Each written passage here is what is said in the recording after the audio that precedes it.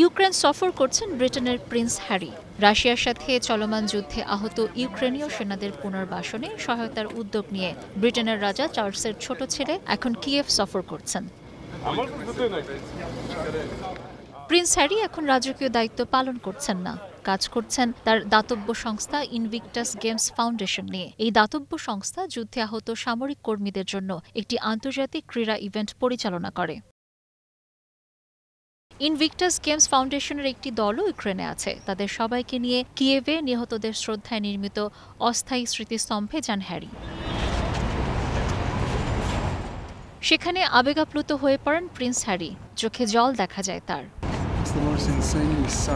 আমি যখন এখানে দাঁড়িয়েছিলাম তখন বুঝতেই পারিনি, আমি কিভাবে ব্যাখ্যা করব সেটাও জানি না। এটি একদিকে ভীষণ দুঃখজনক, আবার অন্যদিকে অসম্ভব সুন্দর, কারণ যেভাবে এটি সাজানো হয়েছে তাতে এক অসাধারণ অনুভূতি জাগে। আপনি বুঝতে পারবেন প্রতিটি ছবি, প্রতিটি পতাকা, প্রতিটি স্মৃতিচিহ্নে ভালোবাসা, যত্ন আর মনোযোগ ঢেলে সাজানো হয়েছে।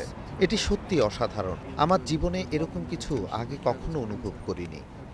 বেশ কয়েকটি ফ্রন্টে রুশ বাহিনীকে মোকাবেলা করছে ইউক্রেন সেনারা। তাদের একটি পশ্চিম ইউক্রেনের ঐতিহাসিক শহর লভিভ। গেল এপ্রিল সম্মুখ লড়াইয়ে হতাহত হন ইউক্রেনের বেশ কয়েকজন সামরিক সদস্য।